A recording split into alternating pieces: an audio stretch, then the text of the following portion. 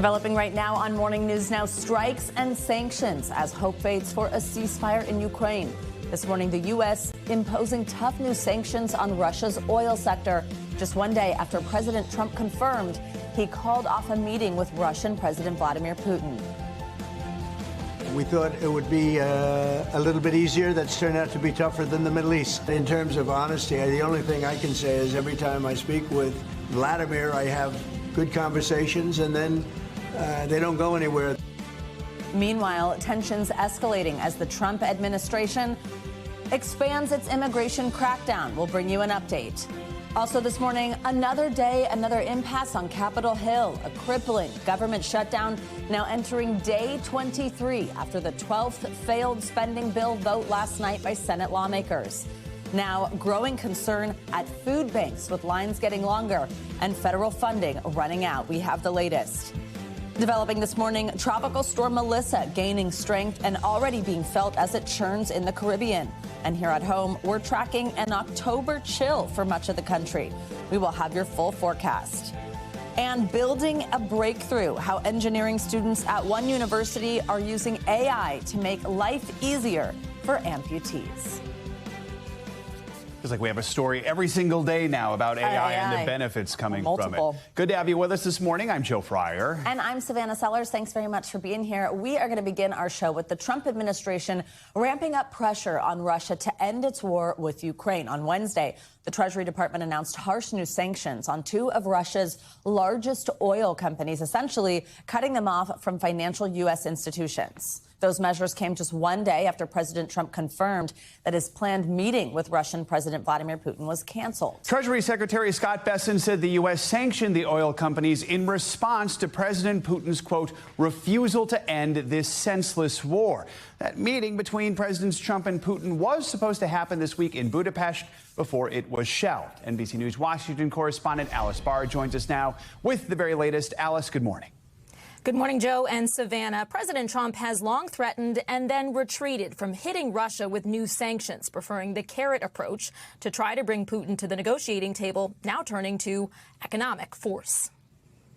This morning, stalemate on stalemate, as President Trump announced a second planned summit with Russian President Putin aiming to end the war in Ukraine is off. It didn't feel right to me. It didn't feel like we were going to get to the place we have to get. While new sanctions are on against Russia's two biggest oil companies, the Treasury Department citing Russia's, quote, lack of a serious commitment to a peace process. I think that they'll certainly have an impact. They're massive sanctions. Lawmakers in both parties have long pushed for tougher sanctions, Republicans applauding the president's move. You have to compel Russia to engage in the peace process. They've shown they cannot be trusted. Democrats still pressing for the bipartisan sanctions bill that goes much further. Well, until Trump decides that he's going to back the bill here in Congress that puts real sanctions on Russia, and until he decides he's going to get another round of weapons to Ukraine, it's a good day every day for Vladimir Putin.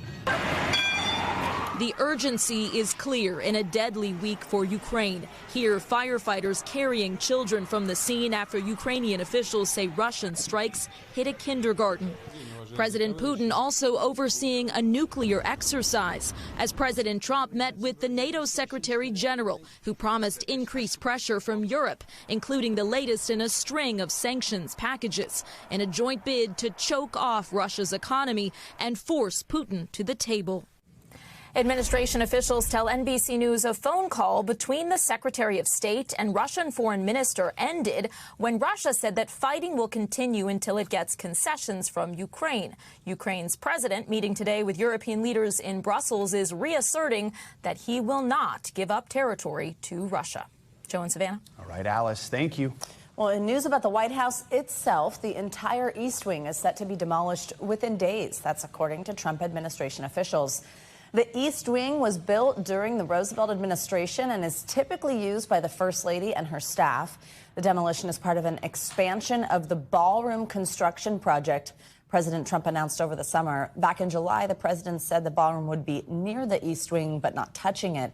The National Trust for Historic Preservation, which was created by Congress, warned the administration in a letter the planned ballroom will, quote, overwhelm the White House itself.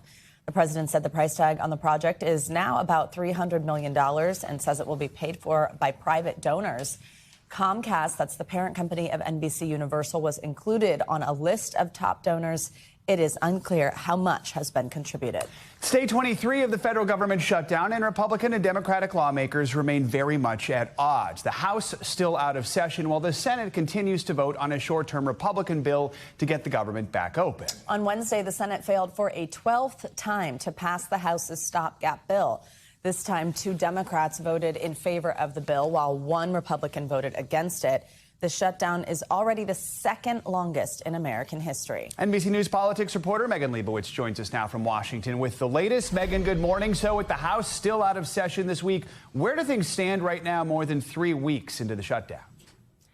Yeah, that's right. Good morning. So lawmakers are still pretty dug in here. There's no end in sight, and there's really not much sign of any potential movement going forward. As you mentioned, the House remains out of session this week. House Speaker Mike Johnson has said that he will bring the House back into session once Democrats vote for this Republican-led short-term government spending bill, funding bill. Now, it's unclear when that could potentially actually happen. There's no indication that more Democrats are changing their positions. Now, on the Democratic side, Democrats are still saying, hey, let's talk about health care first. Let's negotiate over these ACA, these Affordable Care Act subsidies that are set to expire at the end of this year. Now, take a listen to how both leader parties, what they had to say about this moving forward. Take a listen.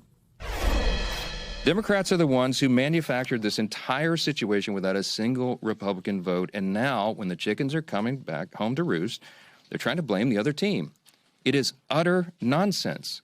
We won't engage in Democrats' hostage taking, nor will we pay a ransom. Republicans have shown zero interest or capacity to reopen the government, enact a spending agreement that meets the needs of the American people, or address the health care crisis that Republicans have created.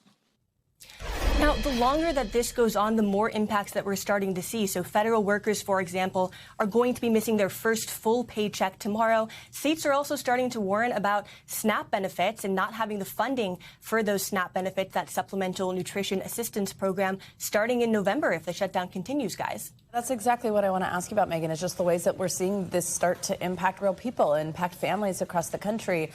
Numerous Head Start programs are in danger of running out of funds if the shutdown continues in November. Tell us more about some of your reporting here, how people are feeling this. Yeah, so there are actually a couple of Head Start programs that are set to close at the end of this week. Those are a few programs that were supposed to get their annual funding at the start of this month. They've been operating on reserves that have simply run dry at this point. Now, advocates are also pointing to November 1st when there's a group of about 130 plus additional Head Start programs that are supposed to get their annual funding then. Now, if they don't get their annual funding, then these programs are now turning to trying to find alternate sources of funding to try to stay open for as long as they can, or risk closing. Now, advocates are warning what this could potentially mean for children. So Head Start provides low-income families with child care support, learning programs, but also meals for the kids, health screenings for these kids as well. And so advocates are really concerned about what it means if kids aren't able to get those in these Head Start programs if the funding simply isn't there come a couple of weeks from now, guys. Megan, we're also seeing this rare disagreement where Republicans are pushing back against President Trump's idea of importing beef from Argentina. Last weekend, the president said he's considering having the U.S. buy beef from the South American country. If you've been to the grocery store, you know beef's not cheap right now. What more do we know about this and some of the pushback? Yeah, so it's a pretty rare source of disagreement. Now, we're hearing from some Republicans in especially these agriculture-heavy states saying that they don't know about this. So Senate Majority Leader John Thune had told NBC that this was a topic that had come up when Senate Republicans went to the White House earlier this week. Now, he comes from South Dakota. Now, as he's put it, it's a state that has more cattle than people. And so it's a real concern for some of his constituents. I also want to point you to what Senator Deb Fischer has had to say about this as well. She is from Nebraska. Take a look at what she had to say on X. She wrote, "Bottom line, if the goal is addressing beef prices at the grocery store, this isn't the way. Right now, government intervention in the beef market will hurt our cattle ranchers." Now, on top of that, 8 House Republicans Republicans have sent a letter to the White House asking for more information about this. So it's really not a usual, it's very unusual for these Republicans to be splitting with the Trump administration like this, guys. All right, Megan, thank you so much. Now, 4 federal workers in our nation's capital hit hard by the shutdown. One food bank is expanding its distribution to try and keep them from going hungry. Reporter Amy Cho from our station in Washington, D.C. has a look at that group's efforts. We're going to have enough for everybody. They're sending another truck. With the government shutdown entering week 4 and no end in sight. Just give her 2 boxes and a pizza. For federal workers, the paychecks have stopped, but they still have families to feed. You good? I hope it helps you. The Capital Area Food Bank is now doing food giveaways for federal workers. Here at this site in Hyattsville, many folks asked that we not show their faces, but told us times have been tough. It's not fair that the federal government employees and military members are being used as pawns in whatever this is. Groceries are expensive. You go in 1 week, something's $5, the next time it's $10. It's a tough time. The food giveaways will take place 4 times a week at different locations in D.C. God bless you. God bless you, okay? Y'all come back for church. 11 o'clock, we're here. And these volunteers aren't the only ones stepping up. We are opening our donations next week to federal workers, so we're asking people just to submit their information. We're going to put it on a list. Shayna Greenbaum runs a meal delivery company in Hyattsville called Healthy Fresh Meals. Federal workers can sign up to receive about 3 to 5 meals at a time. Greenbaum herself used to work in the federal government and says she knows what it's like to be furloughed. It's always been something really important to me to make sure that people are fed. It's how I grew up. My mom always said, if you have food and somebody else doesn't, you give it away, because that's just what you do. Back at this giveaway site. If you're in the line, you don't get served today, we'll schedule an appointment for tomorrow. Federal workers say they're just holding out hope the shutdown ends soon. Yes, we're going to pray we're back to work.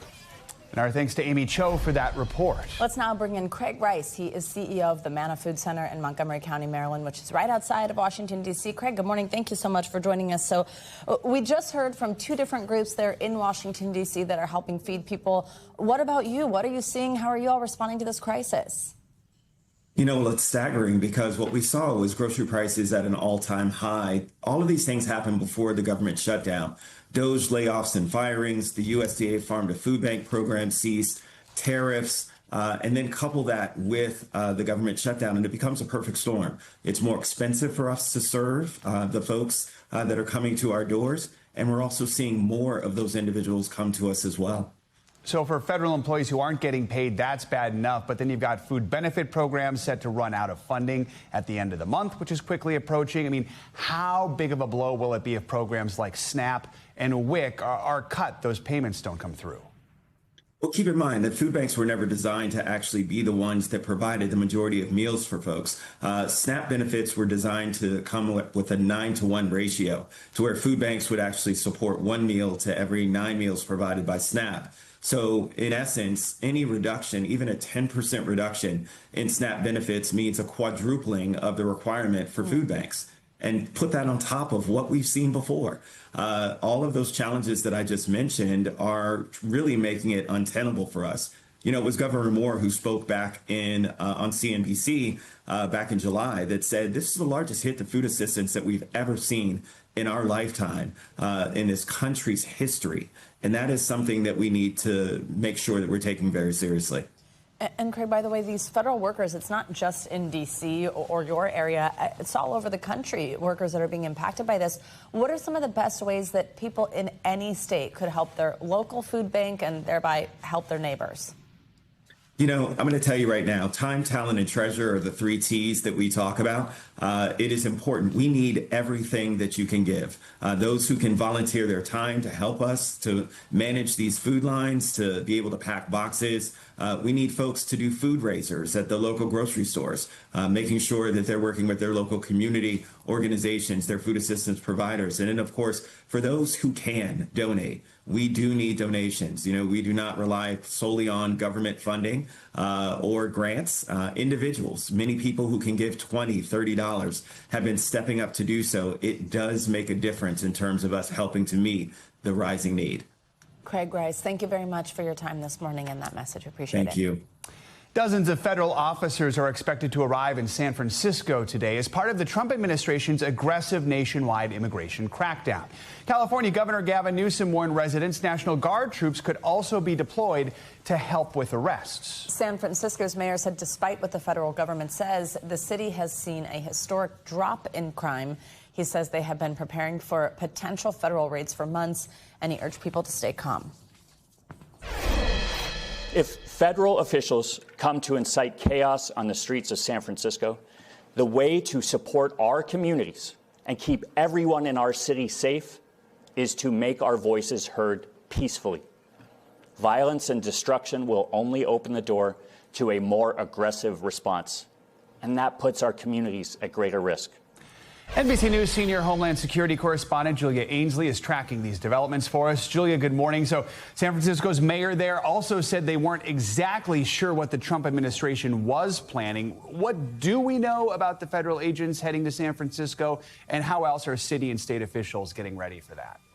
Well, Joe, this is the latest escalation in what's also turned into a legal battle between the Trump administration and the state of California over the federalizing of National Guard. That doesn't mean the governor calling up National Guard within his state to deploy, say, in case of emergency, but that is when the federal government, aka the president, sends in the National Guard. That's something that Gavin Newsom sued and won over earlier this year in lower court. That case went to an appeals court yesterday, where a 3-judge panel seems skeptical about the president's authority to be able to federalize the National Guard in the state of California.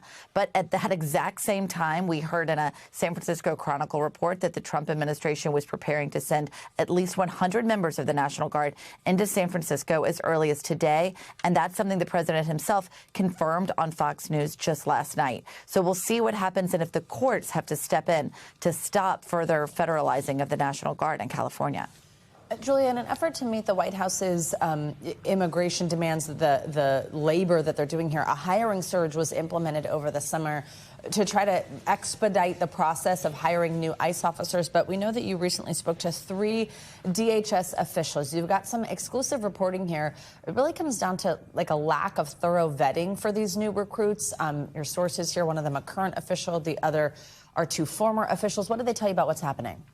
That's right. We were able to review some data that shows that although there is a 10,000 person hiring goal by the end of the year, they're less than halfway to meeting that, despite 175,000 applications. And part of the reason is because they're not able to do the vetting as quickly. And so they've seen, in some cases, new recruits showing up for training without having gone through the proper vetting. They're supposed to have submitted to fingerprints and drug tests. In some cases, people are showing up saying they haven't done that. And then when they do get those tests, they have found criminal backgrounds and safety concerns, although that's in fewer than 10 cases. Most recently as a few weeks ago, they found a new recruit who had been cleared to show up for training, actually had charges stemming from domestic violence and assault and battery that had been cleared to show up. And so what these officials are telling me is that they're worried about the people who might be slipping through the cracks in this rush to hire people.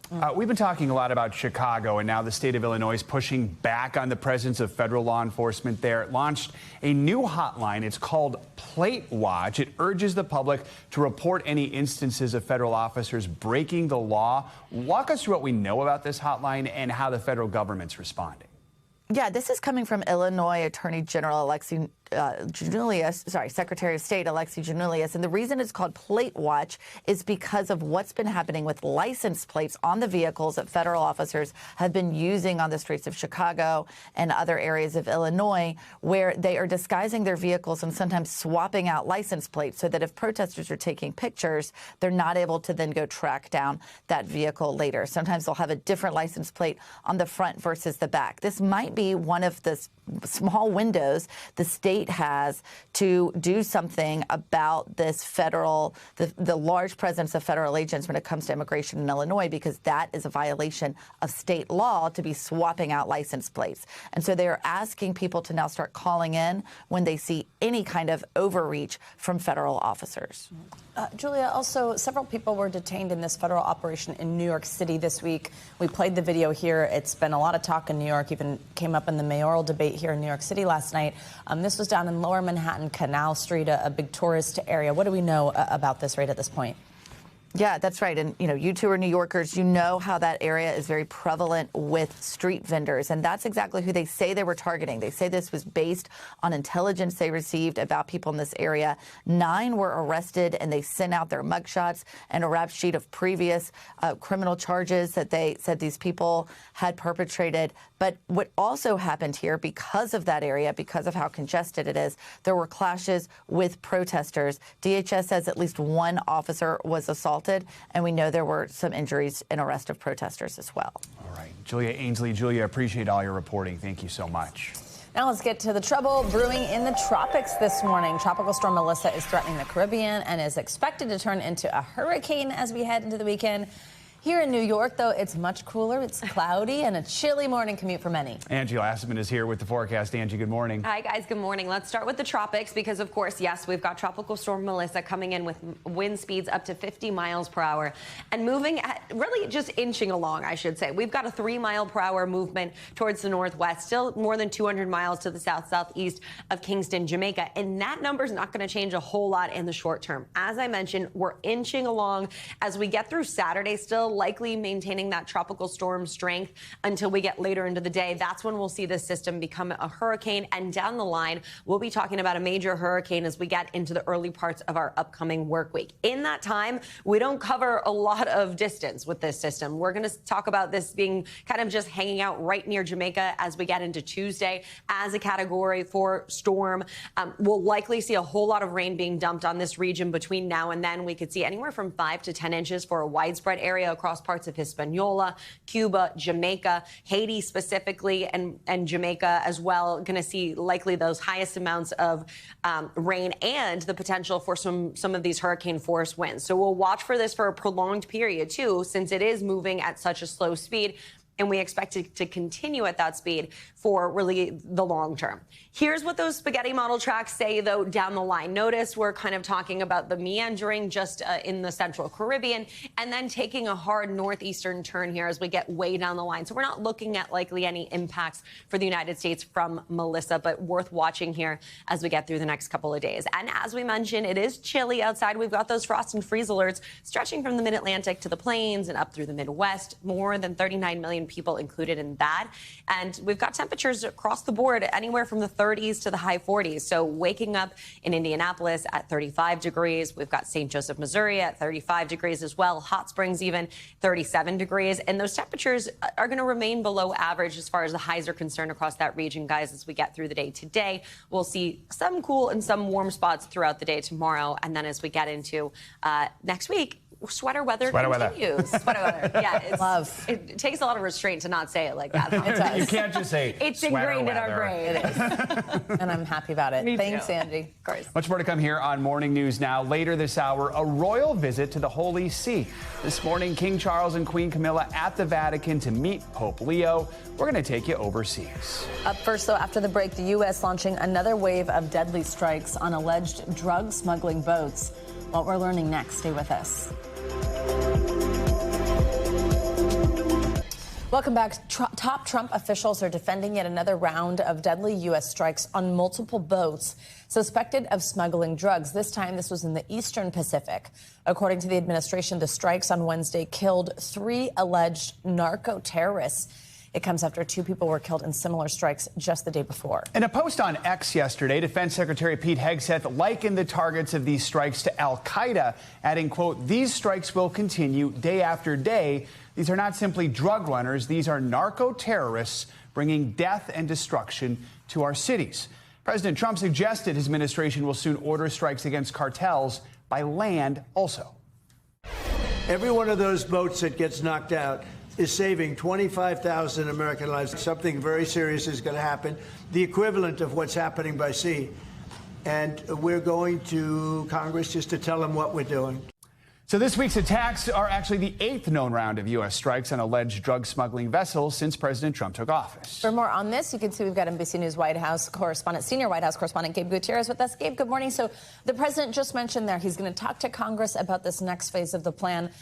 Does he need their approval, and what do we know about this plan so far? Oh, hi there, Savannah and Joe. Good morning. Well, the White House has been feeling pressure from some members of Congress from both parties who want more about these strikes on alleged drug boats that have now been happening for several months. Of course, the U.S. has moved many military resources to the Caribbean, and most of these strikes have happened, as you mentioned, in international waters near Venezuela. What's significant about these two latest ones announced by Secretary of Defense Pete Hegseth, they're happening now also in the Eastern Caribbean. And certainly there are a lot of questions from lawmakers about whether the president can do this. The administration insists that they do have the authority to do this because they have labeled these drug cartels not just narco-terrorists, but enemy combatants and also foreign terrorist organizations. So they're treating them like terrorist organizations. You mentioned the post there from Secretary of Defense Pete Hegseth calling drug traffickers enemy combatants and also the Al-Qaeda of the Western Hemisphere. But the president did mention that he does plan to tell Congress some more information if they do indeed order any strikes on land. Gabe, we've heard the president claim that every boat they destroy is saving 25,000 American lives. What do drug policy experts, what does law enforcement have to say about that figure? Well, certainly the fentanyl crisis in the U.S. is very real. And if you speak with experts, you see right there are more than 105,000 overdose deaths that happened in 2023. Now, fentanyl is the leading cause of overdose deaths. However, Mexico and China are the primary source countries for fentanyl. They're actually made mostly in Mexico. Fentanyl is using precursor chemicals from China. So critics of these airstrikes say that targeting drug cartels in Venezuela really isn't getting to the heart of the issue. Still, a lot of cocaine is smuggled in the Eastern Pacific. The administration says that everything that they're doing and each of these strikes, as you heard the president say, saves tens of thousands of American lives. Fentanyl, of course, being such a powerful drug. Gabe, what are the leaders of these Latin American and Caribbean countries saying about this action that we're seeing from the president? Oh, look, Colombia's president overnight called this murder. He and Colombian officials are urging the U.S. to stop these strikes, saying that they violate international law.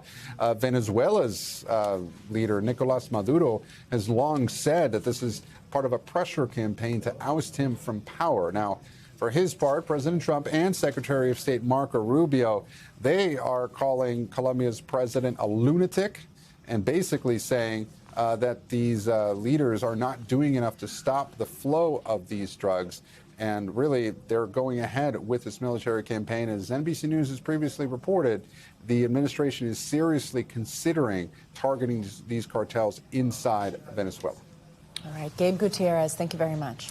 Britain's King Charles and Queen Camilla are visiting the Vatican for a historic meeting with Pope Leo. Yeah, here's a look at the royals being greeted in Vatican City earlier today. They met with Pope Leo to pray together inside the Sistine Chapel in a symbolic display of unity that we have not seen since the 16th century. NBC News international correspondent Claudio Lavanga joins us now with more on this. Claudio, good morning. So King Charles became the first British monarch to pray with a pope in at least 500 years. That was when Henry VIII split from the Catholic Church. Explain more about why this is such a historic moment.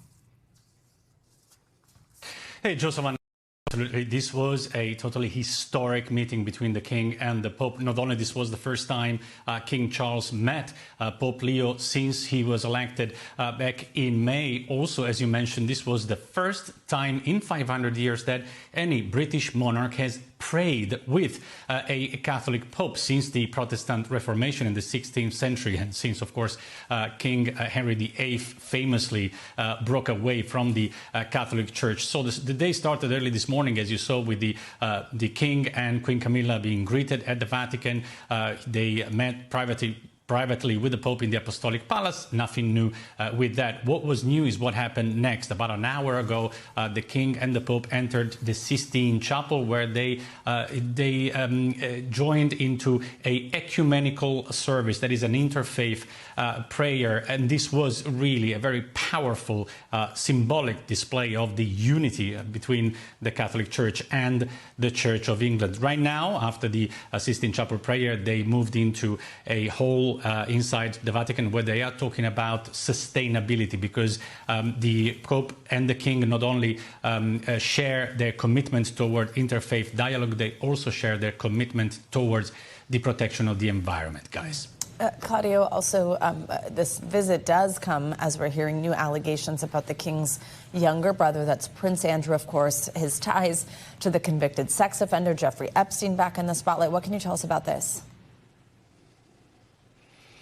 Well, that's right, Savannah. I mean, this meeting comes at the back of a very difficult week for the royal family. Only last Friday, Buckingham Palace announced that Prince Andrew was going to be stripped of the use of his royal titles following further evidence and information about his links with Jeffrey Epstein, and especially following the posthumous publication of the memoir of Virginia Giuffre, who was one of the victims of Jeffrey Epstein and the main accuser of Prince Andrew. Giuffre, of course, committed suicide earlier this year. So the royal family has been very careful about trying to avoid this issue, and today, of course, the statements from both the Vatican and the royal family will be all about the historical importance of this meeting between the king and the Pope. But the scandal must have been fresh in the mind of the king when he prayed with the Pope right under Michelangelo's Last Judgment, guys. All right. Claudio, thank you so much.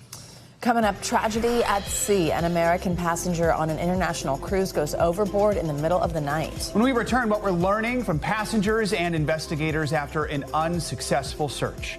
Morning News Now will be right back. The tragedy on the high seas. Earlier this week, an American man sailing on a Norwegian cruise liner went overboard in the middle of the night as the ship was heading toward Miami. The cruise company says that hours of searching for the passenger in the Atlantic ended unsuccessfully. NBC's George Solis spoke to two other passengers on board about what they saw. The search for an American passenger who went overboard on a Norwegian cruise ship bound for Miami, appearing to end in tragedy. And apparently somebody about 2 o'clock in the morning went overboard. The incident happening in the early hours Tuesday as the Norwegian Jewel was sailing from Portugal's Azores Islands on its way to Miami, rattling other guests on board. Our boat is going in circles in the Atlantic Ocean. Cruise mapper capturing the ship circling international waters. According to Norwegian, their search for the passenger was unsuccessful, but the Portuguese Navy says its efforts to find the 26-year-old are ongoing. These images captured by passenger Charity Palmatier appear to be the Portuguese military searching the area by air and sea. You feel every attempt was made to try and find this individual? I can't imagine anything that they could have done more to find this individual. The crew were trained to do that, and they were out there for hours and hours and hours. Palmatier says all over the ship, emergency calls of Oscar, code for man overboard, blared over loudspeakers. It was loud enough to wake pretty much everybody up. Lisa Carr posting from the ship during efforts to find the passenger. Hey guys, I want to give you an update. They just said that they are discontinuing the search. I wanted to help, and I was, because I just thought the more eyes that we had on the balcony, even the next day, or not the balcony, but the top deck, the more people that we had outside, the more eyes we had outside, that it would help in the search. In a statement, a spokesperson for the cruise line tells NBC News the appropriate authorities were immediately notified and an extensive search and rescue operation with multiple vessels was conducted. The company adding they are now attending to the guests' loved ones, saying their thoughts and prayers are with them. Guests like Palmatier say they're just as heartbroken as the ship continues onward. It's a devastating thing to have happen, and I can't even imagine what the people who are with the individual must be feeling and having to go through more days at sea before we get to Miami. It's terribly, terribly sad. And our thanks to George Solis for that report. Well, out west, students at one California university are blending AI and robotics to create models of human arms that could one day change the market for amputees. NBC News Now anchor Gotti Schwartz got a first-hand look. Wow, thumbs up.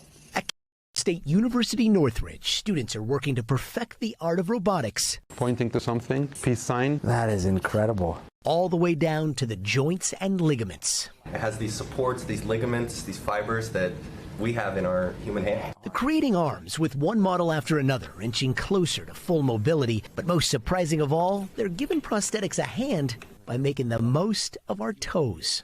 Doing all this with just your toes. Just my toes. Developing new prosthetics is more important than ever. One group estimates 500 people lose limbs every day in America. Meanwhile, some studies estimate 44% of amputees stop using their prosthesis. They tried, and at some point they said that it's very heavy or it's unreliable. But what if you could control how an artificial hand worked by using those little digits on your feet? It's like buying new shoes. Here you go. Ooh, nice! And to practice that fancy, fine motor skill footwork, they're using virtual reality. You'll be able to pick them up. Each block has a different word. The research and development isn't just for amputees. We are targeting to design a wearable robotic arm that can be used by people who have injury. Wait, hold on. You're talking about giving us, like, I have 2 arms, and if I want a 3rd arm or a 4th arm? Exactly. And it can also be useful for those who have injuries, for example, rotator cuff surgery, full hand cast, and so on, broken arm. I've got 2 little ones at home, and I could definitely use a hand or 2. All of this tied together by AI, which is helping design a more user-friendly prosthesis. So all of a sudden, AI has almost become like a sculptor for you. Yeah, absolutely. We can tell it that we want something that's strong, that's light. We can give it some initial inputs where we want certain attachment points to be, which is something take a human hours, days, weeks to do that. The school is backed by software giant Autodesk, and they've contributed millions to open the new Autodesk Technology Engagement Center. It's really mind-blowing. It just becomes really clear that these are the future innovators and creators that are going to lead these industries. And the university's president is hoping these models could enter the market in a matter of years. I hope the future looks like everybody has access to the full range of body motion and technology they need to thrive in society. Very cool. Gotti, thank you so much. Our thanks to 3-Armed Gotti there. All right, coming up, housing hope for tens of thousands of Americans. My parents never owned a home, but when you get to my age, you don't never give up on dreaming. How does it feel to be a homeowner? I love it. When we return, more on the program offered in every state that could help first-time buyers land their dream home. This is Morning News Now.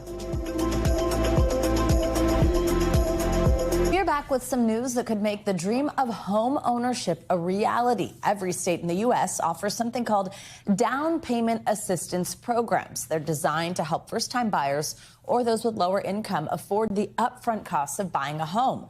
The programs have helped tens of thousands of Americans land their dream home. NBC News chief consumer investigative correspondent and News Now anchor Vicki Nguyen breaks down how it works and how to find a program near you.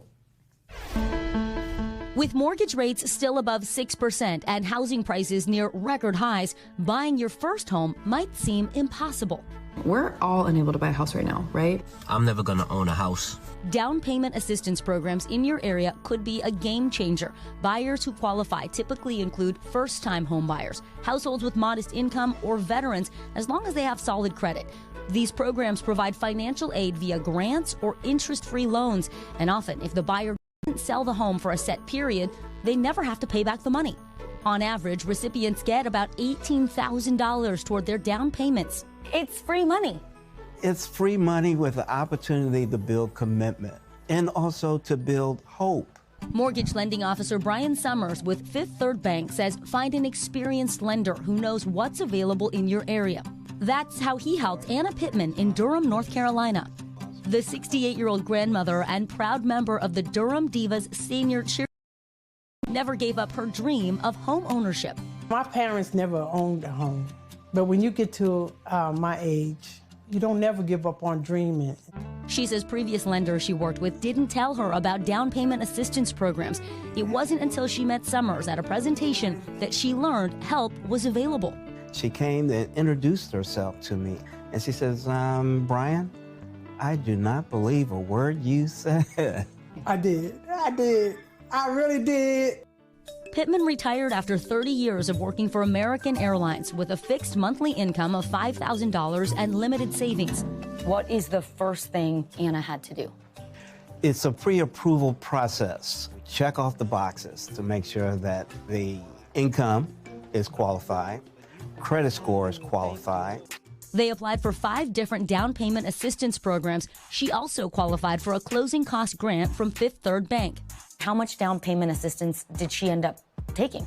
Get this, $187,000. This is such a beautiful big space. Yes. Wow. A whopping amount that covered more than half the cost of her dream home, with a purchase price of $290,000. How are you? With all that help, Pittman's monthly mortgage now costs about $1,000. That's less than half of what she was paying in rent. How does it feel to be a homeowner? I love it. I'm just overwhelmed. What is it like to help someone like Anna purchase her first home in her late 60s? Wow, it's the best feeling in the world. Summer says check out downpaymentresource.com to learn about programs in your area. They're available in all 50 states. He also says talk to multiple lenders and stack programs if you can, as he did for Pittman's. And this is my main bedroom. Pittman has only been here a month and has a lot of boxes to unpack, but she says she's ready to welcome her 6 kids, 22 grandkids, and 22 great-grandkids anytime they want to visit. Well, Summers told Vicki that cities and states offer these types of programs because homeownership strengthens communities. It ultimately supports the local economy. They're often exclusive to first-time buyers, but states like North Carolina, California, and New York, they also offer these down payment loans and grants to try and get people to their state. So if you're thinking about moving, relocating, it's a good incentive. Let's get some more money news for you now. And the latest on Wall Street this morning. America's balance sheet blowing up by the trillions. We've got NBC's Emily Lorish here with that and other money headlines. Hi, Emily. Good morning. Hey, Savannah. Hey, Joe. Good morning. Yeah, America's gross national debt grew faster than it did during the pandemic, hitting a record $38 trillion. And of course, this happening as the government shutdown continues. For consumers, this could mean higher borrowing costs for things like homes, cars, and other common purchases. And a new tech upgrade could be assisting in your next Amazon delivery. The company says it's developing AI-powered smart glasses to help drivers scan packages, follow directions, and capture proof of delivery without looking down at a phone. Amazon says an eventual version of the glasses will notify drivers if they've accidentally dropped a package at the wrong doorstep, and also if there's a pet in the yard. Finally, we might be seeing a lot less catfishing on dating apps in the future. Tinder is rolling out a new security feature that will require all new users in the U.S. to verify their identity with a biometric video scan. That's to confirm that they match their actual profiles. The feature, which is called Face Check, has already launched in California and several countries. And Tinder says testing shows it's reduced exposure to bad actors by 60%. It is set to expand nationwide in the coming months. And Savannah and Joe, I know a lot of daters out there who maybe will feel a bit more comfortable just knowing there's that extra security check there. Yeah, and also that the person looks like their picture. That's what I was going to say. The horror stories you hear, people being like, unbelievable. That's not what you presented. Something. No more. Yeah. Thank you so much, Emily. Thank you. Back in 1987, at just 15 years old, Chris Larson became the world's youngest recipient of an artificial heart. Well, doctors said he wasn't expected to live more than 1 year after the procedure.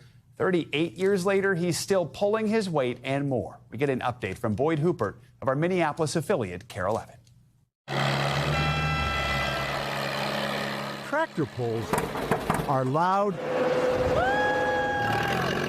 and dusty and tinged with gasoline and exhaust. Richmond FFA alumni tractor pull. Then life has never been clean and tidy. Well, for Chris Larson. It was just awful. I don't even want to remember for sure how it was when you think your 15-year-old kid is dying. The year was 1987. Chris Larson is a 9th grader here at Ellsworth Junior High School, well-liked by everyone. And Chris... He's opened his eyes. ...was world news. Larson became the youngest person to ever receive an artificial heart. Abbott Northwestern Hospital, and a mechanical heart that kept Chris alive for 25 days after his stroke, when his own heart failed. Boy critical after implant of a Jarvik heart. Precious days until a donor human heart could be found for Chris. This is when they let him go home for 1 day, but this is Chris in his wheelchair. Freed from the hospital, only one thing Chris wanted to see. And this was his nurse. He wanted to go out and see his track. Alice Chalmers had his heart. And still does. It's the world to him. It's the only thing he's got. Okay. All summer long, Chris can be found at tractor pulls. contest to see which tractor can drag the heaviest weight the farthest. This is the last one of the season. Sally Larson. My name is Mike. And all three I'm Susan. of her older kids I'm Stacy. are here to support their brother. We're just happy that he's happy. But in truth, He's gone through a lot. everyone here is Chris's family. You want these off? Yeah. Other pullers help Chris take off weight Bye-bye. and put it back on. Sure, the hot dog. Hot dog with what on? You wouldn't be able to do this if you didn't have all you friends. You can help. Lonnie help you. Well, no, I'll help you. The same friends who last year All-time fan favorite. presented Chris with a special trophy that now sits on display in his home with his others. Lots of friends. Friends who've stayed at Chris's side through the complications of his stroke, through a bout with cancer, and now Monday, Wednesday, and Friday. failing kidneys. We've gotten to know each other very well. Selena Malika, Chris's dialysis nurse, gets the weekend highlights every Monday. I think it's. You don't have a lot of tractor pull background. I definitely do not. Chris Larson with his WD-45. Now, time for new highlights. Come on, Chris. Chris's doctors once gave him a year to live. Go, go, go, go. Yet 38 years later, this survivor of an artificial heart, cancer, and kidney failure Way to go, Chris. is not easily stopped. Proud of ya. Good job. Good for you. Proud of you. Love you. For what he's overcome over the years. And is still able to come out here and pull. Right here.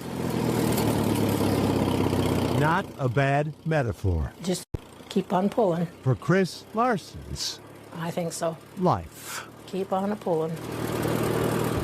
Keep on a pullin'. Our thanks to my friend Boyd Hooper from Carol Levin for that inspiring story. Always bringing us the best. Good morning, and thank you very much for kicking off your Thursday with us. I'm Savannah Sellers. I'm Joe Fryer. Right now on Morning News Now, out of the water. Defense Secretary Pete Hegseth posting these dramatic videos of new U.S. strikes on alleged drug traffickers at sea, this time in the Eastern Pacific. We now know of at least 9 attacks levied by the Trump administration, responsible for dozens of deaths. And it's all leading some top lawmakers on Capitol Hill, even some Republicans, to question their legality. We've got the latest from Washington. Overseas, President Trump ramping up the political pressure on his Russian counterpart, Vladimir Putin. Commander-in-Chief announcing a fresh round of sanctions targeting Russia's 2 largest oil companies. Comes after that planned peace summit between the 2 leaders on Russia's war with Ukraine was shelved for now. But where does this latest economic escalation play into Moscow's years-long conflict? Also this morning, the show will go on. Puerto Rican phenom Bad Bunny here to stay as Super Bowl 60's halftime headliner.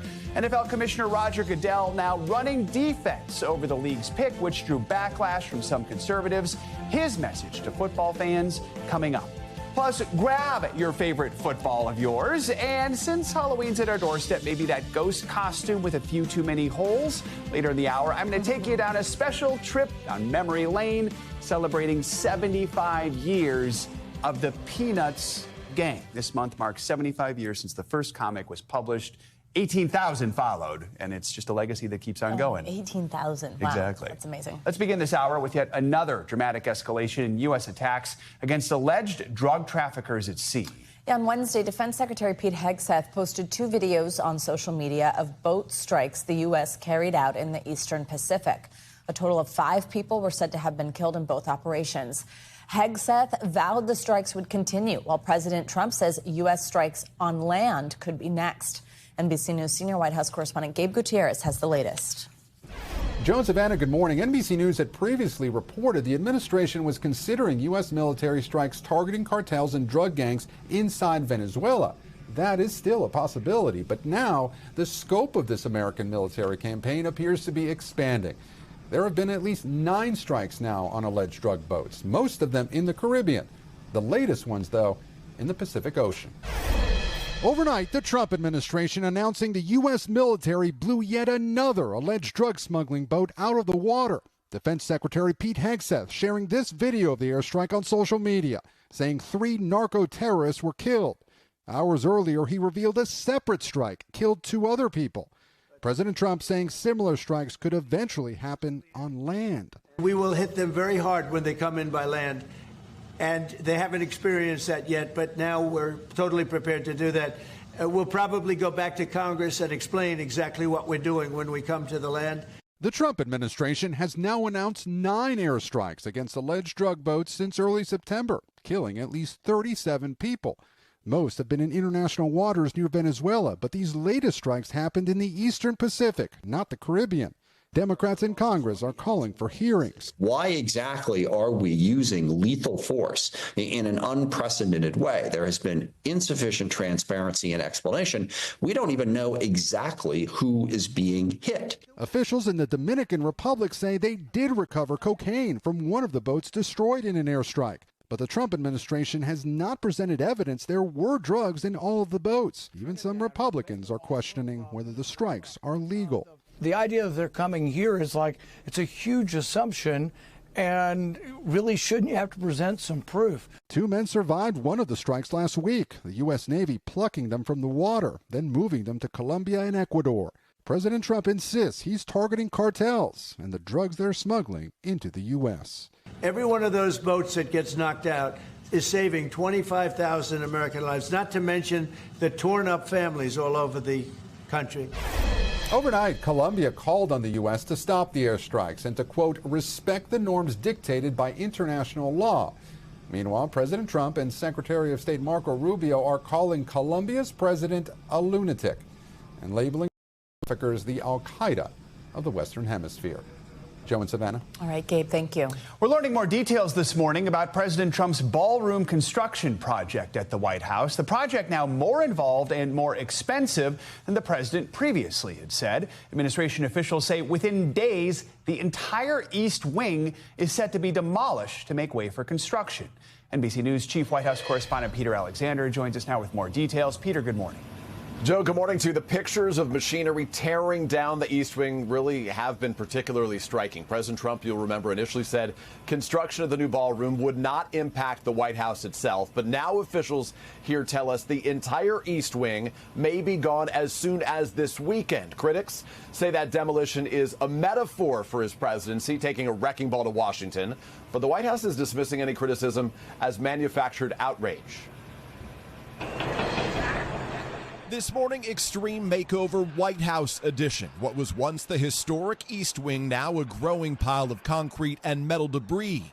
2 administration officials telling NBC News the entire East Wing will be demolished within days. President Trump is downplaying the demolition. It was never thought of as being much. It was a very small building. Those dramatic pictures, part of the president's pet project to build a massive ballroom. On Wednesday, President Trump showing off a replica of his plans. Nobody's actually seen anything quite like it. That ballroom's expected to be 90,000 square feet, nearly twice the footprint of the executive mansion itself. This is going to be probably the finest ballroom ever built, and we're doing it no cost to the country. That price tag, which started at $200 million when it was first announced a few months ago, has now grown to $300 million, according to the president, who says it will be funded entirely by him and private donations. The demolition marks a major shift from the president's past promise. It won't interfere with the current building. It'll be near it, but not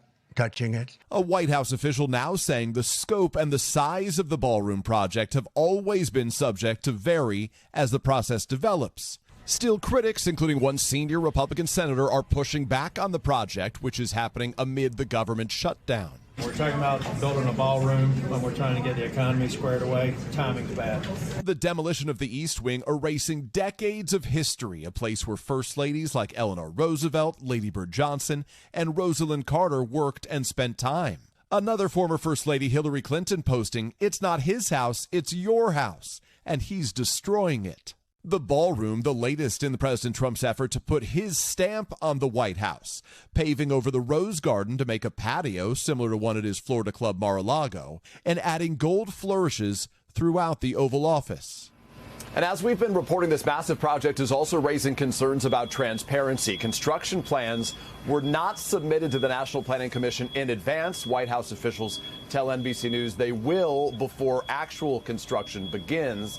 The president also has not shared a list of who's paying for his project, but Comcast, NBC's parent company, is among the donors. Joe. All right. Peter, thank you. Well, let's take a look back at the history of the East Wing and bring in presidential historian and senior fellow at New America, Alexis Coe. She's also the author of the New York Times bestseller, You Never Forget Your First, a biography of George Washington. Alexis, good morning. Thank you very much for being with us. So just to back up a little, East Wing, it was built under President Theodore Roosevelt. That was back in 1902. Since then, it has served a couple different purposes throughout the decades. Tell us some of the notable functions, things that have happened here during different administrations. Yes, we know it as the ladies' wing. It's where the First Lady has traditionally held her offices and her staff. But it started out as a need. It was an expansion of offices. Then during World War II, it was strategically important. FDR did a lot of important wartime correspondence there. There was also a shelter under. And it evolved over time to hold the offices, but it doesn't hold the offices of the First Lady. It was very much the heart of the entire White House, and it was very much the organ of it. And it continued to evolve over time with each First Lady and her initiative. We've seen Hillary Clinton work on healthcare there. We've seen Mrs. Ford work on mental health and women's issues. She introduced the idea of ovarian cancer to America. Michelle Obama with Let's Move. I mean, Eleanor Roosevelt was dealing with refugee crises there. It definitely has been a state of legislation support, whether it's civil rights or wartime activities. When we talk about history, we know the White House has undergone big changes before. The first major reconstruction was in the 40s during Harry Truman's presidency. How did people react back then? And is what we saw then, how does it compare with what we're seeing today? Well, there's a really important distinction. I'm so glad that you brought that up. People reacted to seeing images of Margaret Truman, Truman's daughter, her piano having fallen through the ceiling. This was very much needed. The architectural footprint was maintained, but the renovations were because it was structurally unsound. You remember of the War of 1812, the British burned down the White House. It was rebuilt. But of course, over time, the structures are enervated. And so this was always done within the footprint. And you can fast forward to Mrs. Kennedy, and the same story holds. But it also an important distinction is that everything was cleared through various historical associations. Anyone who builds, though, anywhere, even in a residential neighborhood, knows that you have to get permits, you have to get approval ahead of time. And as we know, not only did Trump say that there would be no changes to the East Wing, and now we see it's practically demolished, he said that, nothing would be done until it sought approval. We just heard your correspondent say that. And we see images of it completely torn apart already. And so I think the other thing that's very true here is the lack of transparency and inconsistency in what we're seeing with our own eyes, which is perhaps why they're trying to cover it, and what they're saying through the White House. Alexis, you mentioned this sort of known as the ladies' wing, and First Lady Laura Bush's chief of staff, Anita McBride. She once said, if the West Wing is the mind of the nation, then the East Wing is the heart. Kind of talk through just like the symbolism there, what this piece of our history means in that way. Much like people dismiss the vice president and the vice president's role in any administration, people tend to dismiss the work of the First Lady. And it's really important to remember that they are supporting all legislation. They are, having their own initiatives, and those are focused and usually tailored on what the country needs.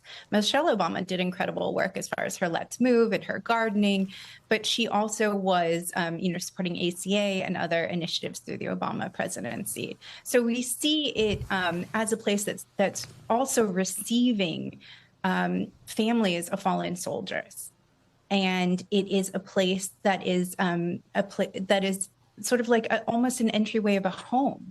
So if that is the People's Palace, which I'm not sure it is anymore, quite frankly, the East Wing was the receiving room. It was the sitting room. It was the kitchen. It was where you hung out and felt comfortable and safe and welcome.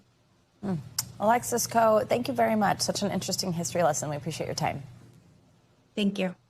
Trump administration is preparing to move more federal agents into more U.S. cities as part of its immigration crackdown. So far, arrests have been made coast to coast, including New York, Chicago, and L.A. Now, another California city is bracing for potential ICE raids. NBC News national correspondent Morgan Chesky is tracking the latest developments for us. Morgan, good morning. Yeah, Joe, good morning. And here on the West Coast, San Francisco is now the latest target bracing for federal agents, with California Governor Gavin Newsom saying they should be arriving soon, and there is no sign of any resistance slowing down. Now, while these demonstrations continue to unfold nationwide, residents in potentially impacted areas are warning their neighbors to spread the word and develop a plan.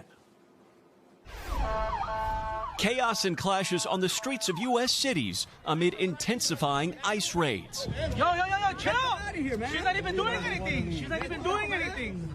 In Chicago, 7 people arrested by federal agents in a community known locally as Mexico of the Midwest. Border Patrol Chief Greg Bovino was there. Local leaders condemning the action. This is not about border policy.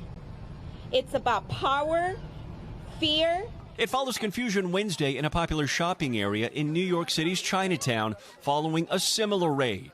DHS calling it a targeted operation, resulting in 9 arrests of suspects in the country illegally. It's a scene that's become familiar in communities all across the country, with tensions rising amid social media scrutiny. Videos of arrests and confrontations going viral. Sometimes with families looking on. From confrontations on the streets to inside workplaces, like this Nebraska meatpacking plant in June. The Trump administration have maintained their actions are justified. ICE is doing their job, and they're not going to stop doing their job. Now the immigration actions sparking protest. In Los Angeles, this video shows officers arresting Carlitos Ricardo Perias, a TikToker known for documenting ICE activity. Prosecutors say when federal officers tried to serve Perias, who they say is undocumented, with an immigration arrest warrant, he repeatedly rammed officers' vehicles. An ICE agent opened fire, wounding both Perias and a deputy U.S. Marshal. Now the 44-year-old's charged with using his car to assault federal agents. The administration now warning against violence against agents. I wake up every morning in disbelief that people want to call the law enforcement officers the bad guys. But journalist Radley Balco points to increasingly aggressive tactics by ICE. The overwhelming force and heavily armed agents, storming workplaces. I think that's a really new and kind of uncharted territory. And this morning, as these raids and protests continue to flare up, President Trump also battling a number of legal disputes. Just overnight, in fact, a federal judge said she will extend an order that blocks him from deploying National Guard troops to Chicago. Joe? All right. Morgan, thank you. Well, the Trump administration is putting more pressure on Russia to end its war with Ukraine. On Wednesday, the Treasury Department announced new sanctions on 2 of Russia's largest oil companies. Those measures came just one day after President Trump confirmed that his meeting that was planned with Russian President Vladimir Putin was canceled. NBC News chief international correspondent Keir Simmons has the latest for us from Moscow. Keir, good morning. Hey there, good morning to you. Yeah, the Russian government describing these new sanctions as counterproductive and saying anyway, Russia is, quote, strongly immune to sanctions. No word yet from the Russian leader inside the Kremlin behind me there, but these moves do appear to be a significant shift in President Trump's approach to President Putin.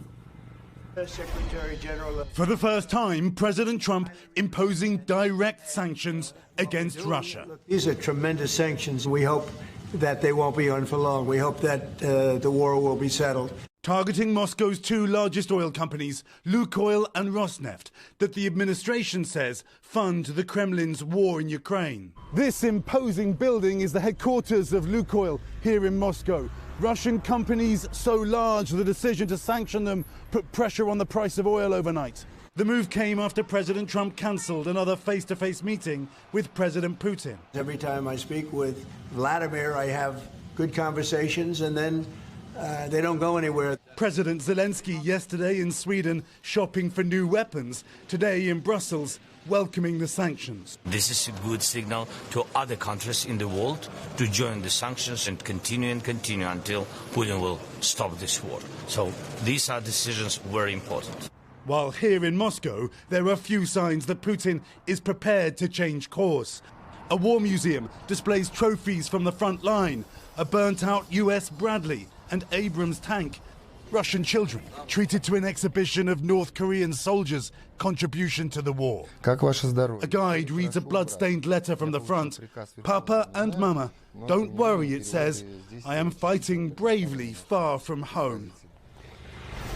And Savannah, the Russian government this morning saying it is still prepared for a meeting between President Trump and President Putin, but at the very same time saying it is still doubling down on its demands that prompted that invasion of Ukraine. Savannah. All right, Keir, thank you. Another chilly commute this morning with millions waking up to freeze warnings. Angie Lastman is tracking it all for us. Hi, Angie. Good morning. Hi, guys. Good morning to you. Chugging along through this work week, and we've got kind of a mixed bag when it comes to temperatures. If you look to the south, that's where all the warmth is. We're talking 80s across Texas, Louisiana, stretching into Alabama. Not so much, though, across the Midwest and parts of the interior, Mid-Atlantic, and Northeast. We've got 60s for Baltimore. 50 degrees is all you're going to get in Milwaukee. 53 degrees for your afternoon temperatures today in Buffalo. Looking ahead to tomorrow, kind of similar story. We've still got the cooler than normal temperatures stretching across parts of the Appalachians. Detroit will top out at just 53 degrees. Parts of the plains running below normal. And then that heat remains across the south with 80s again from Texas all the way to the Florida Panhandle. Expect 84 degrees for Alexandria by tomorrow afternoon. Rolling into next week, kind of looking at the weekend and into early next week, we've got basically fall weather settling in across this region. So it's 50s for Chicago on Saturday, low 60s for Sunday. Not a bad forecast for you there for any fall activities in Pittsburgh either. Saturday, Sunday, Monday into the 50s. We've got some 60s and high 50s in Richmond, and then we'll kind of head into our next work week in New York City with temperatures into those mid 50s. So jacket weather is here to stay, it looks like, for some regions of the country. Meanwhile, we've still got hurricane season going strong. Tropical storm Melissa, of course, with winds at 50 miles per hour and moving now at 5 miles per hour. So we're going to kind of see this range of slow, basically single-digit forward speed over the next couple of days. And that's why we're so concerned for the rainfall associated with this system and the lasting impacts across parts of the Central Caribbean. That's where it's going to kind of hang out for the next couple of days. Notice we do see some intensification. So by the time we get into Saturday, and then eventually by the time we get into early next week, we'll be talking about a major hurricane, a Category 4 as it sits south of Jamaica. There's still a lot of uncertainty with this forecast here as we get through at least early next week. But what we do know is there will be some strong winds for folks across Hispaniola, specifically Haiti, as well as Jamaica, as well as parts of Cuba. And some of those locations are going to pick up some really impressive amounts of rain, too. 5 to 10 inches of rain in some spots. I wouldn't be surprised if we see those numbers higher. When you've got such a slow-moving storm, it's concerning for that rainfall, of course, and that's going to hang around for the extended period. Beyond that, notice our spaghetti models take it kind of back out to sea. It takes this northeasterly turn, so we're not looking at impacts for the United States.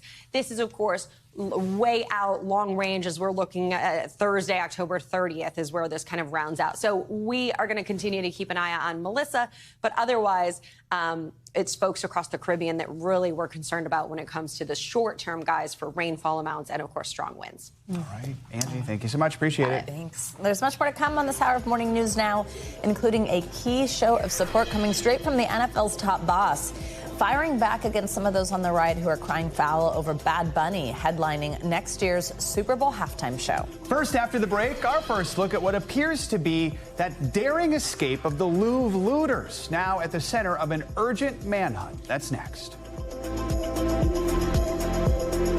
Ceasefire between Israel and Hamas that does continue to hold. Secretary of State Marco Rubio is set to arrive in Israel today ahead of his planned visit on Friday with Israeli Prime Minister Benjamin Netanyahu. This visit comes after a trip by Vice President Vance to the region earlier this week. It's been more than a week since a deal was announced here, but both sides have accused the other of violating that ceasefire agreement in recent days. NBC News international correspondent Matt Bradley joins us now from Tel Aviv with the latest. So, Matt, Secretary Rubio's arrival today comes at a critical time for this fragile ceasefire agreement. What do we know about the Secretary's schedule while he's there, and what can we expect when he does meet with Netanyahu tomorrow? Yeah, that's right. We're hearing that he's meeting actually tonight with Benjamin Netanyahu. That's going to be his first meeting. It comes in a succession, almost a relay of different high-level government officials from the U.S. who are here. First, we had Jared Kushner and Steve Witkoff. That's the president's son-in-law and special envoy. Then we had J.D. Vance, who's leaving today. And now we have Marco Rubio. You know what they're calling this in the media? Babysitting. Babysitting, and Bibi is actually the nickname for Prime Minister Benjamin Netanyahu, kind of babysitting Netanyahu, trying to make sure that he doesn't break the ceasefire, which, as you mentioned, was hanging on by a thread. Now it's starting to look a little more stable. But there's really clearly a major effort on the part of Washington to try to make sure that nothing goes wrong in the Gaza Strip, that Israel doesn't return to an all-out war, and that Benjamin Netanyahu, the prime minister, that's why they're calling it babysitting, isn't the one who brings Israel back into the fight against Hamas in the Gaza Strip and essentially undoes one of the greatest foreign policy accomplishments of Donald Trump's young presidency. Matt, if we could also turn to the humanitarian situation in Gaza. Yesterday, the United Nations top court told Israel to ensure the basic needs of the civilian population there, make sure those are being met. What more can you tell us about this? How's Israel responding? What's aid look like at this point?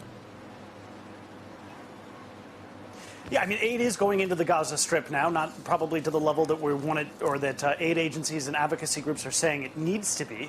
However, we heard this ruling. The Israelis have rejected this and say that that UNRWA, which is the United Nations Relief and Works Agency, this is the group that is responsible and has been since the formation of the State of Israel with providing relief, education, medical services to not just the Palestinians in the Gaza Strip, but also in the West Bank, Lebanon, Jordan, Syria. They're a large United Nations organization, and Israel has consistently, not just since October 7th, but for many years, accused them of being infiltrated and essentially run by terrorist organizations. And so this is just a long-standing dispute. The latest we've heard, the Israelis said that the ICJ ignored their pleas, their connections, they said, between UNRWA and Hamas before the October 7th attacks. Now, the Israelis have said that some 18 different Palestinians who were working for UNRWA were also participating in those October 7th attacks. Now, UNRWA did fire some of those people a couple of years ago, but whether or not clearly the enmity between UNRWA and the Israelis has not been resolved. UNRWA still operates in the Gaza Strip. It provides education and it provides medical care. It is not allowed to bring in aid, and that's the big stumbling block here and the source of that ICJ decision.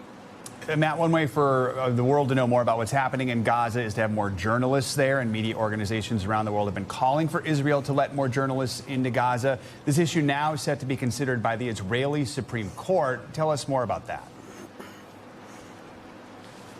Yeah, and this has happened several times over the last year. This was filed back in 2024.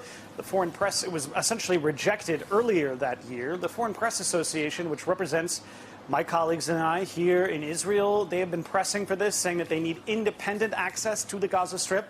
Important to note that we have been going into the Gaza Strip on extremely rare occasions and only as embedded with the Israel Defense Forces, where they can show us what they want us to see, essentially. So the part of this case is challenging this notion that Israel should allow these people in. The court said that the Israeli side would get 30 more days to present a new case. Guys? All right, Matt Bradley. Matt, thank you. We are now learning more about security lapses at the world-famous Louvre Museum as we get a first look at new video from the scene of that brazen robbery over the weekend. Now, authorities are still searching for the thieves who made off with 8 pieces valued at over $100 million. But they do say DNA evidence has been recovered. NBC News international correspondent Raf Sanchez joins us now with the latest from Paris. Raf, good morning. Savannah, good morning from a very windy Paris. For 5 days now, the world has been asking, how was it possible that this gang broke into the world's busiest museum and then vanished without a trace? And it is only now that the picture is starting to come into focus. We have this new video showing the moment of their escape, and we are also learning new details about the security lapses that let it happen. This morning, for the first time, we're seeing the moment the Louvre jewel thieves made their audacious escape. Moments after breaking into the Apollo Gallery and stealing more than $100 million of France's crown jewels, the two men scale back down this ladder truck in broad daylight as nearby pedestrians stroll down the River Seine. The individuals were on scooters. They're leaving, says the voice. You can hear sirens, but it's too late. The Paris prosecutor's office confirms to NBC News that they're examining the video, as well as DNA recovered from a helmet and gloves found at the scene, but haven't yet confirmed it belongs to the suspects. And we're learning more about the security lapses at the Louvre that let the thieves get in and out unchallenged in just 7 minutes. The museum's director grilled by French senators yesterday, where she admitted a terrible failure to keep the historic jewels safe. A key revelation: the only security camera outside the Apollo was facing the opposite direction to the balcony the thieves climbed onto. The gang climbed up onto the balcony from this side, but the camera was facing this way, so security didn't see them until it was already too late. Authorities didn't realize a robbery was underway until the windows began to break. Our weakness is that we weren't able to spot the arrival of the thieves early enough, she said. The Louvre now reopened to the public. Visitors, including many Americans, excited to see both the world's most famous museum and what's now the world's most famous crime scene. He wanted to know how they did it. And so, with new clues, the hunt for the thieves and the jewels continues. And a vast manhunt is now underway here in France. Authorities have two major fears, though. One, that the thieves could have already chopped up these historic items into individual gemstones. And two, that they may possibly have already fled from France, given how few border controls there are here in the European Union. Savannah? Wow, Raph, what a mystery. Thank you very much.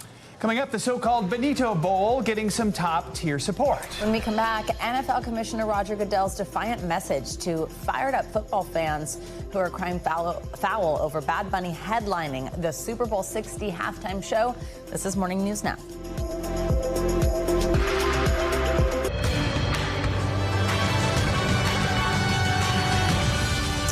We're back now with a closer look at what's making news in the world of politics this morning. We're going to start with a new effort from Republicans in North Carolina to give the GOP a boost in next year's midterms. NBC News senior national political reporter Sahil Kapoor joins us with that and more. Sahil, good morning.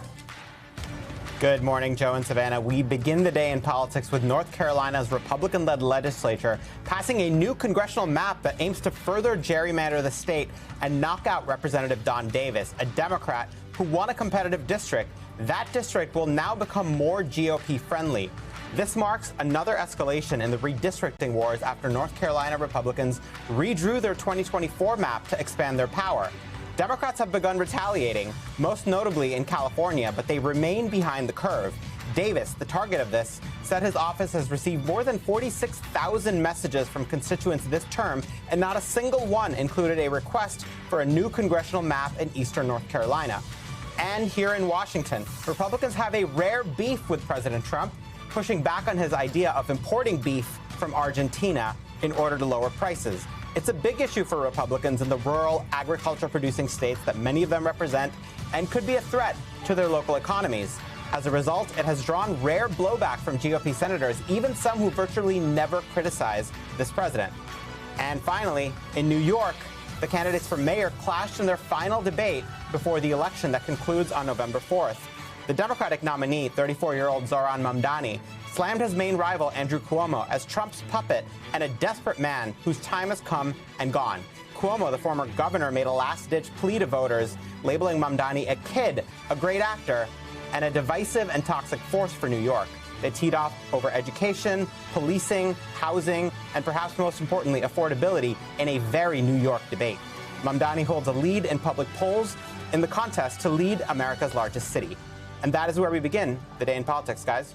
You know, I was watching. I think that's a great way to put it. It was a very New York debate. I think that is a great way to put it. Which was actually kind of fun to watch, honestly. Yeah, it was. Thank you, Sahil. Well, now to a look inside Amazon's new robot workforce. The company says that while they are the future, human workers won't be left behind. NBC News Chief Consumer Investigative Correspondent Vicki Nguyen gives us a look inside Amazon's Innovation Lab. Amazon believes that robots like these are the future. At this facility outside Boston, we saw how they can lift, scan, and place products, the kind of work Aaron Martin used to do. It'll suction onto the box to pick it up, and then it'll place it in the tote where it needs to go. Is this robot doing work that humans used to do? Similar, yes. It's just this could run 24/7. 4 years ago, he was stocking bins in an Amazon warehouse. I used to just stow product in aisles of bins. Now machines can do that work faster and with fewer injuries. We asked Amazon HR Vice President Ofori Agboka what that means for workers. When people ask you yes or no, will the workforce at Amazon shrink as a result of automation, robots, AI, what do you say? Our populations and sizes where people sit in the footprint is going to vary as we grow. So it'll change. It'll vary as we grow. In June, Amazon CEO Andy Jassy announced plans to, quote, reduce our total workforce as we get efficiency gains using AI. And a New York Times report citing internal documents says Amazon's robotics team has a goal to automate 75% of its operations, translating to 600,000 people whom Amazon didn't need to hire by 2033. Amazon says the documents in the Times report are incomplete and reflect the perspective of just one team and don't represent our overall hiring strategy. Do you see a time where the number of robots will be higher than the number of people employed by Amazon? I don't foresee that. AI is going to change the nature of everything we do, but the key is getting familiar with it. For Aaron Martin, the solution is upskilling. You got paid to go to school. He enrolled in Amazon's apprenticeship program to learn how to repair the robots that do the very work he used to, earning more than $40 an hour. Amazon says more than 300,000 U.S. employees have trained for new roles as AI and automation change or replace their jobs. When people are like cynical and they're like, AI is coming, it's going to take our jobs, it's going to ruin humanity, what do you say to that? I don't think so. This isn't Terminator. Honestly, Vicki, though, everybody's wondering. So thank you very much for that report. Well, coming up, Kim Kardashian's stunning health scare revealed right on camera. The potentially deadly diagnosis that's shocking fans this morning. Stay with us. That's up next. Back with some unexpected health news from a famous reality TV star. We're talking about Kim Kardashian, and she revealed that she was recently diagnosed with a brain aneurysm. NBC News correspondent Emily Uketa joins us now with the details. Emily, good morning. Hey, guys, good morning. Really head-turning health news from Kim Kardashian with this. We know the Kardashian show is always packed with real-life drama, and last night's premiere demonstrated exactly that. During a montage kicking off the season, Kim Kardashian undergoes imaging where she receives a surprising diagnosis. This morning, scary health news from a major celebrity. There's like a little aneurysm. Whoa. Entrepreneur and reality TV star Kim Kardashian revealing she was diagnosed with a brain aneurysm in the premiere of The Kardashians, shown getting a scan and explaining her diagnosis. They're like, just stress, and I'm like... Brain aneurysms are caused by blood vessels swelling in the brain. Many are small and don't cause symptoms, but become deadly if the vessels rupture. Last night, I was like, why the is this happening? In the show, the mother of four emotionally explaining she's been under stress from her relationship with her ex-husband, rapper Kanye West, who now goes by Ye. The two divorced in 2021 after 7 years of marriage. In recent years, West has been under a cloud of controversy for offensive comments and erratic behavior. Kardashian also saying that she recently developed a skin condition from the turmoil. I was pretty tested, I will say. Very tested. I mean, I have psoriasis again. I felt it coming in. The star has been opening up more on her relationship with West. I always felt like I had a little bit of like Stockholm syndrome. Saying in a recent interview that West hadn't seen their children in months and reflecting on her difficult decision to end the relationship. I think that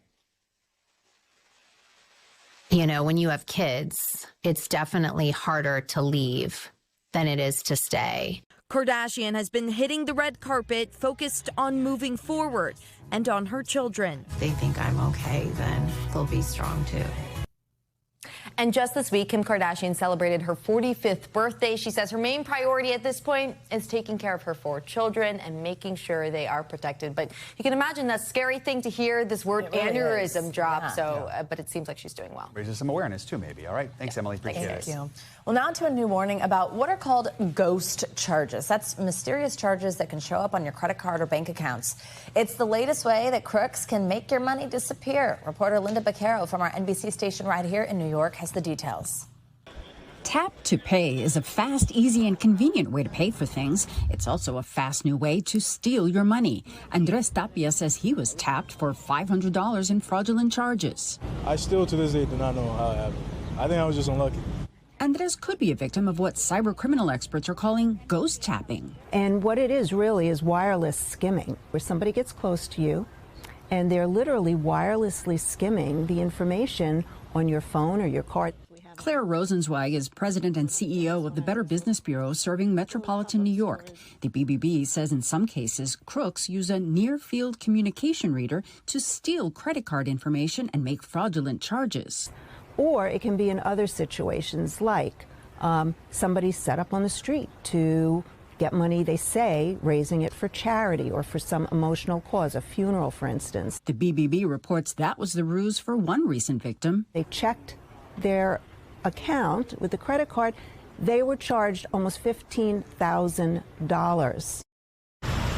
So what can you do to protect yourself? Consider storing your cards in an RFID blocking wallet. Matt Barnett is CEO of cybersecurity firm 7X. It really just comes down to kind of paying attention to where you're at, people getting close to you, right? All the kind of normal suspicions you would have for pickpocketers, you should also have for the near-field communication theft. When tapping to pay, check the merchant's name and the amount of the charge on the screen. And most importantly, review your charges regularly. Thanks to Linda Baquero for that report and those tips. Time for our Money Minute. Tesla's profits looking like they're on a downturn this morning. NBC's Emily Lorsch back with us with that another Money News. Emily, good morning. Hey, good morning, Joe and Savannah. Yeah, so Tesla's latest earnings call left investors wanting more, with no updates on EV demand, the Cybertruck, or how new tariffs might hit business. Instead, CEO Elon Musk focused on his long-term vision. From self-driving cars to robots he claims would be, quote, incredible surgeons. Tesla profit also fell nearly 40% in the third quarter, and that's despite record car sales. The company's stock dropped in extended trading. And self-driving cars could soon be coming to New Jersey's Newark Airport. Alphabet's Waymo is beginning to test self-driving cars with humans behind the wheel. But the hope to eventually offer driverless rides to and from the airport. Waymo already runs self-driving rides at the Phoenix airport and is expanding to California later this year. Meanwhile, the launch of the commercial service in New York, currently that's not possible because of regulatory restrictions. Now, these self-driving cars, they've been a bit controversial. Yeah. I've been in one that dropped me off on the wrong side of an overpass, which I then had to walk across in heels, so I'm not a fan. I really want to see them in New York. I think it's going to be incredibly entertaining. I will say, getting a cab in Newark is the most miserable experience in the world, so I'm up for all alternatives. So you're pushing for this right here? Why not? Give it a shot. Just you in one of those doesn't seem like you would like it. No, I did it. I loved it in LA. We did one. I thought it was great. I was fascinated the entire time. I'm not so sure about it. There you go. We'll see. Yep. Try it out, right? Not for everyone right away. Thanks, Emily. All right. This morning we're taking you to the UK for the story of a remarkable operation. A musician diagnosed with Parkinson's disease was forced to put down her beloved instrument for years. But in the operating room, with doctors working on her brain in real time, she was able to play again. Wow. NBC News international correspondent Danielle Hamamdjian has her story. It's a story you have to hear to believe. What sounds more like a symphony than a surgery. That's 65-year-old Denise Bacon serenading her surgeons as they operate on her brain. You heard correctly. Doctors in London are stimulating her brain with electrical impulses. And almost instantly, she feels improvement in her finger movements. We insert electrodes deep inside the brain, has very particular target points. You see, Bacon has Parkinson's disease, stiff muscles, slow movement, difficulty walking and swimming. And for 5 excruciating years until this moment, she was unable to play her beloved clarinet. I contacted him nearer the time and said, "Do you really want me to bring my clarinet?" And the message was that yes, he did, and he'd be able to test whether it would help me. And did it ever? He has a personalized treatment that's going to last there many, many, many, many decades to come. It's not the first time brain surgery patients have had music on their mind.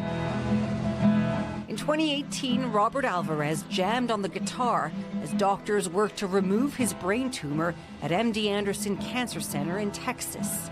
Picking up the guitar just feels like Thor picking up his hammer. And in 2020, as surgeons removed another brain tumor, this time in the UK, their patient, again, providing the soundtrack. With the help of modern medicine, what was once unthinkable is now a new normal for Denise Bacon, and doctors tell her it's here to stay. I can walk normally. I was walking normally straight after the surgery. And life's just opened up again. It feels like there's a future. Danielle Hamamjian, NBC News, London.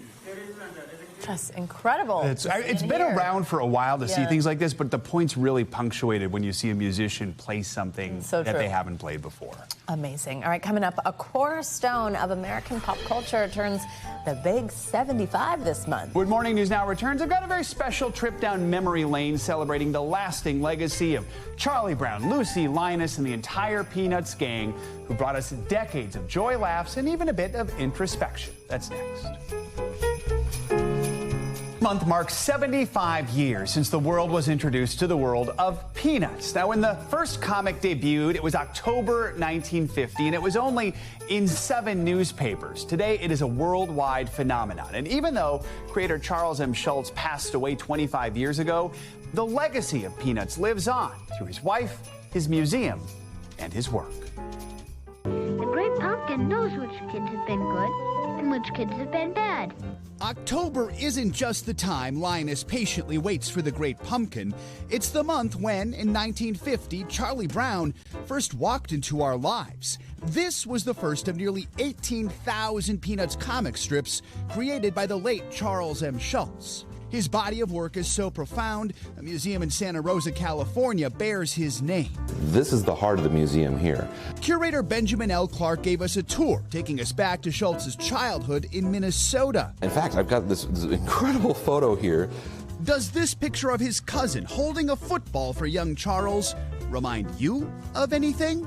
He used his own life, within Peanuts. Every once in a while I'll think, boy, I wish he kept a diary. It would answer some questions. I think, oh, he did. It's called Peanuts, and we get to read it every day. Those who knew Schulz best called him Sparky, and no one knew Sparky better than his wife, Jean. Was there one character that Sparky maybe related to most? He used to say, I'm all the characters. Wishy-washy like Charlie Brown, angry like Lucy, philosophical like Linus. But he said, really Snoopy, because Snoopy could be anything he wanted. Snoopy was what everybody would want to be. Today I'm showing you something random from my Snoopy collection, and as you can see, it is a purse shaped as Snoopy right here. Today, Snoopy is still everywhere, from fashion brands like Coach and American Eagle to a new Peanuts special that just premiered on Apple TV. As for the OG comic strips, they're a perfect fit for new media. I started working on Peanuts before social media existed, but I think what's amazing about TikTok is it's really, really heightened the young generation's awareness of Peanuts. The young generation also fueled the strip's success back when it debuted. First of all, college kids loved it because it was a little bit counterculture. I think of Lucy, the way Lucy sort of razzed everyone and pulled the football away. That was new, wasn't it? Well, yes, unexpected for a comic strip. Today, Peanuts is very much a part of the culture, a timeless treasure that continues to delight. One panel, one strip at a time. Here's my favorite thing I learned at the museum. Schultz thought words that started with the letter B were inherently funny. That's why Snoopy is a beagle, why Schroeder liked Beethoven, not Mozart, and why Charlie Brown is a blockhead. Just thinks B words are funnier, and I guess he's been proven right these last 75 years. What an interesting, quirky little fact. Exactly. I know. I'm going to start thinking about that. It's fascinating. You learn it all at the museum. I suggest you check it out if you're in Northern California. That'll do it for this hour of Morning News Now. Stay with us, though. The news continues right now. We thank you for watching, and remember, stay updated on breaking news and top stories on the NBC News app or watch live on our YouTube channel.